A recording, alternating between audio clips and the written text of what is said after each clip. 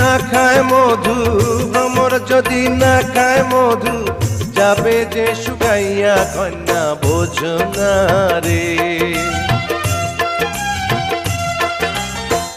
এমন কথা কইলে বন্ধু যাব যে মজিয়া, এমন কথা কইলে রে বন্ধু যাব যে মজিয়া।